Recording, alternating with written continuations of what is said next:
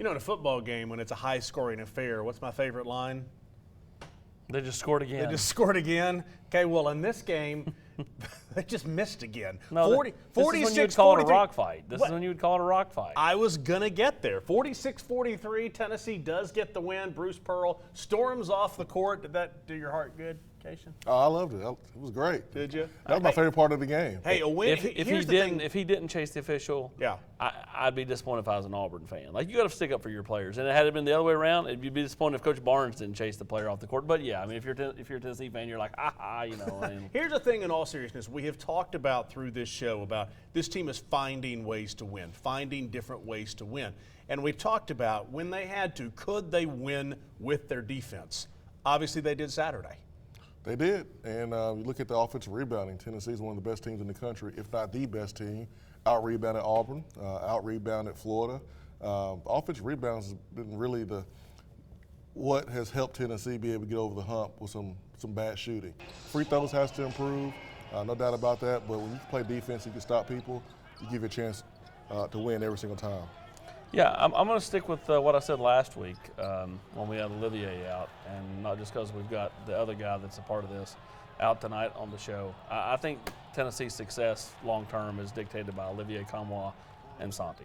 Like, you cannot have both guys have an off night. Now, Santi can have an off night as long as Olivier's balling, or vice versa. You can't have them both. When you have them both have an off night, that's when they have these 40-point, Kevin O'Neal, like just awful to watch stuff. But then when they're clicking, they're as good as anybody in the country, if not better than anybody in the country. It just boils down to what do they do on offense on any given night. 5 out of 48 from behind the three-point arc, these two teams combined. Tennessee shoots 27% and shoots better than the opponent, who shoots 23%. It was almost like a Kevin O'Neal type day for those of us who were around at that time. However, this team on offense can get it done, as we saw against Texas. I remember a couple years ago when Tennessee played Georgetown, and that game was in the 30s. Yeah. I mean, it was rough. But this team can shoot their way out of it. We saw this last year when Tennessee went to Texas, couldn't make a basket in the first half, struggling a little bit in the second half, and then found a way to get back into that game. Three-point shot that was off by Josiah Jordan-James. And then that was really the moment that Tennessee's offense clicked. And this team did it last year. They got players who are older, better this year. I think they'll be able to shoot their way out of it. I just go back to, this team, I don't care what they're playing like right now. If they lose a game, it's okay. They lost at Florida midweek. It's okay. It's not about how you play at the 1st of February. It's what are you playing like a month from now, right. 5 weeks from now. Like, I would rather be peaking then than peaking right now. Peaking right now, it helps your seeding, but it doesn't help you go far in March. You'd rather have this kind of slow build and all of a sudden offensively start to click about 3-4 weeks from now heading into the tournament. I think one of the head scratchers is you talked about Uroš. We had him on a couple of weeks ago, and it was right after he had that huge game against Kentucky. Tennessee loses, but Uroš played really, really well. Now all of a sudden you kind of wonder where he's gone. Well, his playing times went away. Well, that's my point. Yeah. Where has he gone? 12 minutes in the game Saturday, and I think that's one of the questions you've got to answer. What is his place on this team as you head towards, as Austin said, March? I think it's tough to leave him out there when he's missing 2 free throws in a row. I mean, it's basically like a turnover. It's an empty possession. So he can body up the offensive player. He's a huge body. He does a good job of rebounding. But when the opposing team fouls Uroš and he goes to the line and misses 2, Tennessee can't afford empty possessions because we're already shooting poorly right now. So I think that's a big reason why his minutes have been decreased, and it doesn't help when you get another technical foul. That makes it a little bit more difficult for him as well. So I think that's part of it. I think once he gets to the point where he's making more free throws, I think his minutes will go up. I agree. Late in games, I think the liability at the foul line. I think his place on the team is dictated by who your opponent is, Jason. If they're bigger, if you need a little more muscle inside, you're going to see Uroš play more. If it's more finesse, probably not, because you don't have to have the bruiser in there in those instances. You go to the weird gym that is Vanderbilt coming up this week, and it gives you an opportunity. I mean, did we see Vanderbilt against Alabama? It gives you an opportunity to get confidence back real quick. Vanderbilt played their worst game of the season versus Alabama, and Alabama played their best game of the season, coming off a blowout versus Oklahoma. I don't expect to see that Vanderbilt team. Vanderbilt always gives Tennessee their best. You going into coaching? No. No, this sounds like Nobody's right. No, though. I mean Vanderbilt always gives Tennessee trouble, and they run good stuff too. Jerry Stackhouse is a great coach. I think he should be somewhere else, honestly. Vanderbilt, they can make shots, they can spread you out. Probably not the best game for Uros. We'll see, but like you better expect Vanderbilt's best because the arena is weird, and they got some guys that can fill it up from the outside. Yeah, and I do want to, let's flip camera 4 over there because of the fact, and we'll come off of me because I'm on camera 4 now, that gym right there is just weird as a shooter, you would think. The benches are on the end of the court. It's a little bit of a weird deal. It's kind of like a big auditorium. Sightlines, man. Well, it's okay. You talk about sight lines and you've never hit a shot in your life. Okay. Santiago Vescovi has hit a bunch of shots. Is it weird shooting at Vanderbilt? I think it's definitely a different arena. It doesn't look like a regular one. Another difference is having, remember we have the bench on the baseline. Right. That just makes it completely different. And I think it's just like any other gym. You got to kind of zone out the background and all that kind of stuff and pretty much just focus on the rims and the arena. But it's definitely a different arena than what we're used to playing. Sure. What about this team gives you the confidence to know that you think you'll be starting to kind of do this build towards March as far as playing better offensively? I really never doubt it. I think we have great players, especially we have a older group of players, the main core having Josiah, Olivier, Urosh, me, and a couple more of the guys have been through it in the last couple of years together. And like I heard you all say earlier, we figured it out last year. I'm not worried about offensively. I think that's we're going to get to the point where it's just going to click, and then from then on it's just going to be better overall, and that's going to help our whole team. So I'm really not worried about that. Okay. All right, let's take a break. We'll come back. The Food City player perspective when we come back. Austin asked an interesting question before the show that I want Jason to get into. Has the East Tennessee dialect connected with Santi? When he goes home, we'll talk about that when we come back.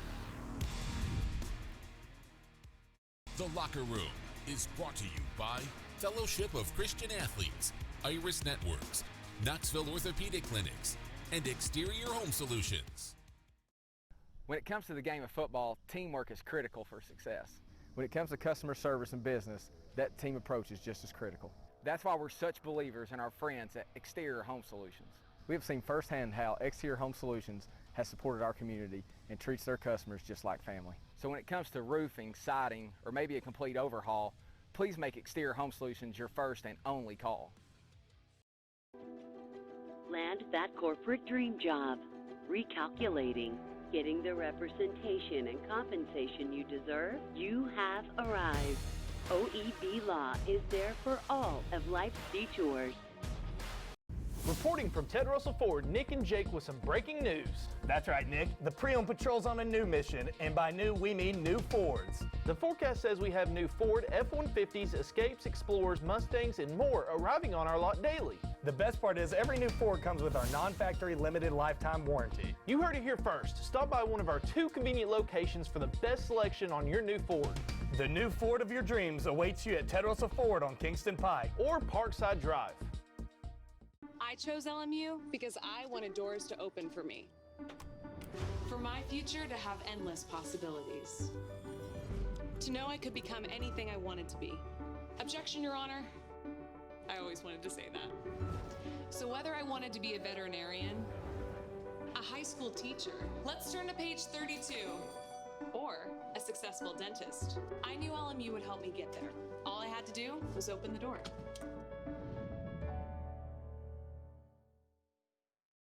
Do you want top-of-the-line fitness equipment for home, school, or work? New or reconditioned, Dynabody in Maryville has everything you need to build that gym. Used equipment brands include Paramount, Life Fitness, Nautilus, Hammer Strength, and Precor. Reach for the power with Dynabody.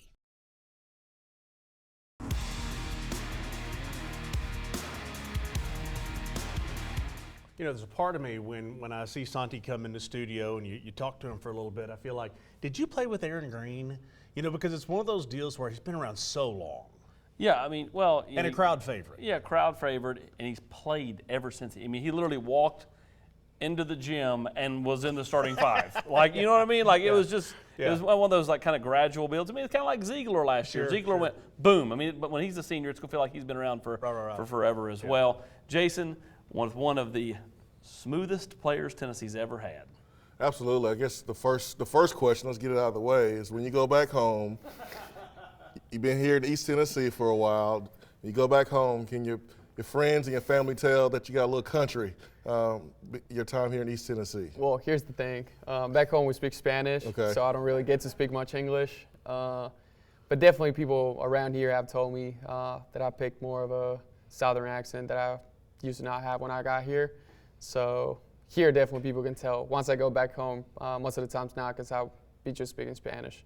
Y'all heard it. Y'all heard it. All right, Santi, couple games offensively. Team has hit the rim a lot more than we would like to see. This happened last year, though. You guys were able to bounce back and kind of shoot through it and run through the SEC tournament. What gives you the confidence that you'll be able to do the same thing this year as a team? Just having confidence, to be honest, on the whole team. I think we have an experienced team. Like I said earlier, we have a core that's been together for 3+ years now with Josiah, Olivier, Urosh, me, C last year. So we have a good group that's been together for a little longer than most other teams. And I'm totally confident that if we did already 1 year, we can do it. And I think we have a lot of smart players too. We have people that also smart coaching stuff. And I think those together, we're still trying to find ways to get to that moment and click. And I'm not worried about not clicking right now. Like y'all said earlier, it's more important to click in March than right now. So just waiting for that moment. The 4-point play was huge in a game where team scored 40-something points. Walk us through kind of what happened and how you were able to make that shot and push your team forward. Well, it was kind of a rough night pretty much for everyone. Nobody was making a shot. And I remember past couple possessions, I shot 1 or 2 threes. They were not even close. All my shots were kind of long. I don't know why. And then I remember coach approaching. He was like, "Just keep shooting." All my teammates I know said the same thing, and I told them the same thing. If some of y'all are open, you got to take that shot. Like, we can't afford to pass up an open shot and then turn it over or do something else. So just take it, and then we'll go get the rebound. Like, we're pretty good at offensive rebound. So that play, it was literally, I remember it was kind of about a floppy or something. And then I came out, I saw a little bit of space, and I literally shot it. And then I remember it hit me, I fell backwards. And then I couldn't even see the ball going in. I just heard the crowd going crazy, and that's when I figured that it went in. So it was a pretty nice moment. Absolutely. You've played with a couple guys that are now playing in the NBA. The guys mentioned earlier, as soon as you got here, you were inserted into the starting lineup. How have you grown and changed as a player through the years, now being a senior on this basketball team? Well, I think the biggest word is to adapt. I think, especially in college, the more you play, the heavier the scouting gets.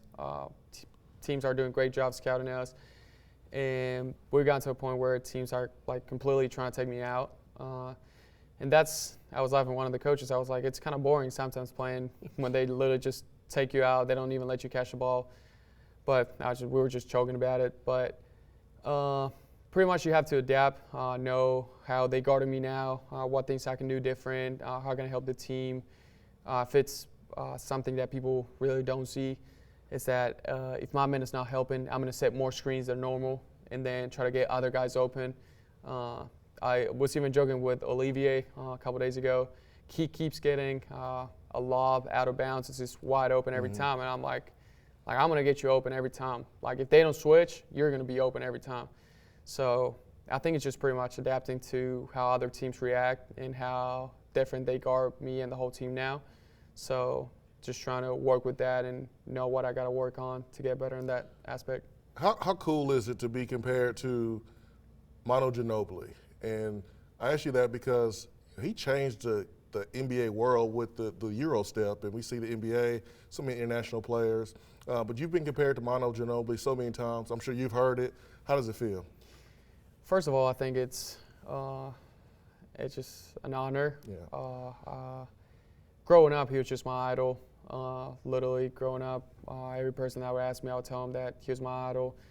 And not only because of what he did on the basketball court, I think the way he just carried himself outside of the basketball court and the values he had, the way he talks, and I think everything about him was great, how he stayed humble, even though everything he did, and it's just an incredible story. So I really admire him, and hearing sometimes people tell me something about that, it just feels really nice because that's literally who I wanted to be. It's something that it was my role model, and having people that see kind of similarities. I know I'm lefty too, Yeah. that kind of resembles, but it just feels great, to be honest.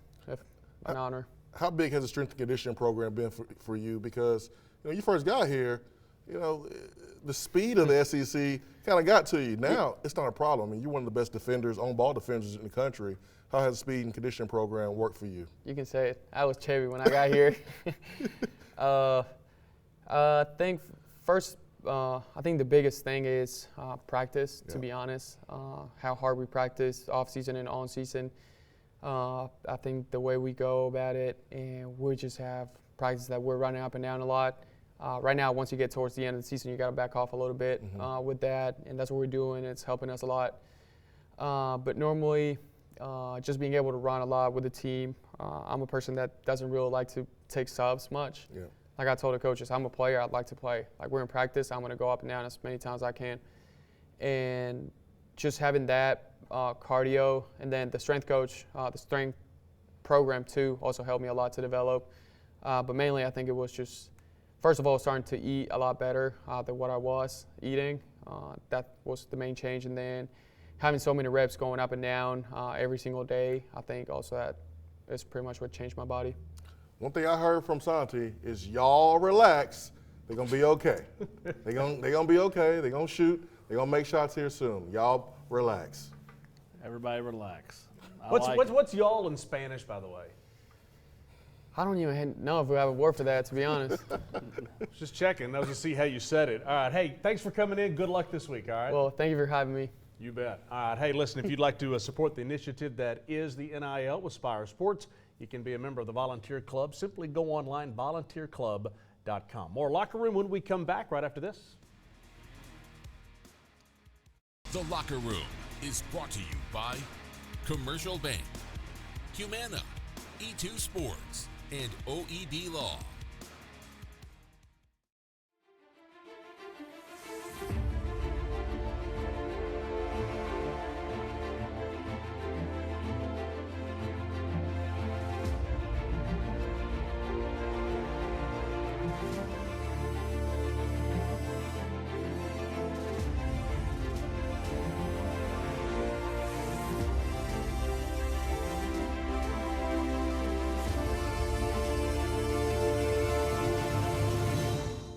The Locker Room is brought to you in part by Knoxville Orthopedic Clinics, the exclusive orthopedic provider for University of Tennessee athletics for over 70 years.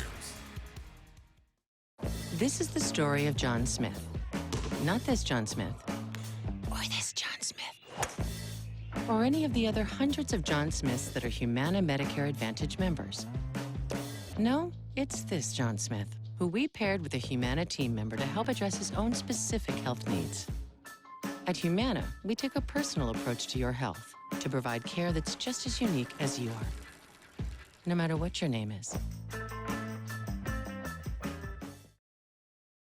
Behind every Food City meat and seafood counter is a highly trained, certified butcher.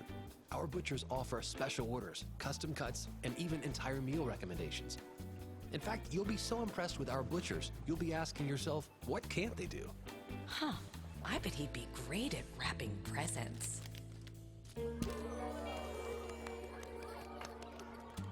Okay, well, maybe not that. But at Food City, our butchers make almost everything better. At D1, our slogan is the place for the athlete. But who is the athlete? While you'll see a number of our athletes on courts and fields, not all of those athletes are starting left tackle in the football game. We pride ourselves with being the place for all athletes, 7 to 70, mom or son, dad or daughter. with locations all over Tennessee. And we have training programs for every athlete. So stop by any of our locations and let's find the best athlete in you.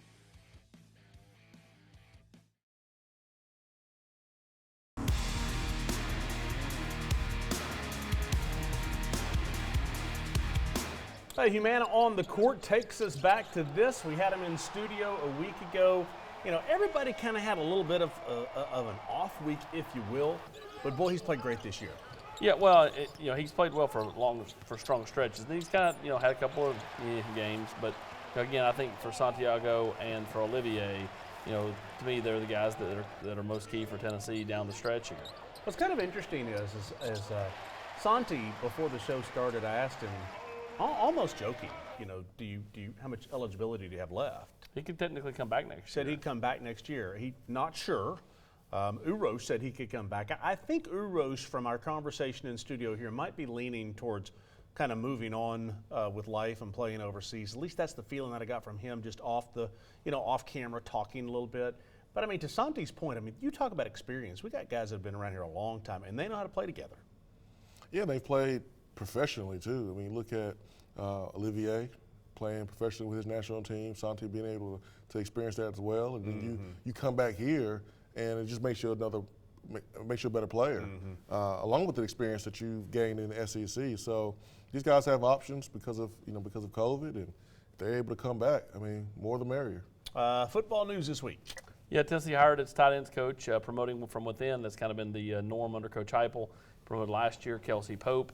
This year, Alec Ablin, who was one of the QCs with Glenn Ellerby in the offensive line, now he shifts over to the tight end room. So, if anything, Tennessee's tight ends should be better blockers from Coach Ablin. And again, someone who knows the offense, knows the system, very much a comfortable hire for Coach Heupel as he heads into year 3. The biggest question is, can he recruit? I mean, it's the octagon in the SEC, and so he hasn't had much experience in that department on the field. But if you can build relationships, you can connect with people, you can recruit. So we'll see if he's able to do that, because now you got to get more and more talent, and the expectations are only higher. Well, he connects really well with the current team. Now, again, how you connect with the recruits just a little bit different. But again, if you can connect with most young people, you can recruit. The big thing is, as Jason said, he's never done it. He's never been on the road. He's never been in a living room. So you can't say he can or can't. It's a total unknown at this point. Right. And so, who knows? I think it takes 2 years down the line before we know anything. So I was listening to you and Chris Lowe on The Nation coming in this evening, and you had Byron Young on, and it made me think about the NFL draft, which is coming up here in just a little bit in April. How big is it, Jason, that Tennessee might have a first-round pick or two from Tennessee? I mean, you might have Darnell in the first round. You pretty well know you got Jalen Hyatt in the first round. Is that big for recruiting? It makes the coach's job a whole lot easier when they call in players and going in the living rooms of players, because that's what players want. High school players want to go to the NFL, and they want to go to places where the coaches can help them get there. It was the reason why I decided to come to Tennessee, because I saw multiple guys from Tennessee being drafted into the NFL and having success in the NFL. So it makes it a whole lot easier than it was 3 or 4, 5 years ago. Yeah, in a dream scenario for Tennessee, Hyatt runs well at the Combine, goes round 1. Darnell tests well at the Combine, along with his Senior Bowl week performance, goes round 1. Byron Young goes round 2. Cedric Tillman runs well enough at the Combine, goes round 2 or 3. If you can have 4 to 5 guys in that day 1, day 2 window, again, right now you're not where Alabama and Georgia are from a standpoint of 6 first-round picks. I mean, you're look how many millionaires have coached. You're not there, but again, you've got to start somewhere, and it starts this year with having 1 or 2 of those guys get into round 1, and then hopefully a couple of guys in round 2 and 3. What's amazing to me is that, and we could camp out here forever, and we've got like a minute before we got to get to break, but you had that one really good year for Tennessee. If you put 2 together or 3 together, now the consistency over the years, you can go in and swing in the living rooms with the same guys that those teams are swinging with. Well, that's what you have to do to be able to go in those living rooms and swing with the Alabamas and the Georgias, because they have done it consistently. There's negative recruiting going on all the time, and you want to be able to combat that as much as possible. The only way to do it, win, and put guys in the league.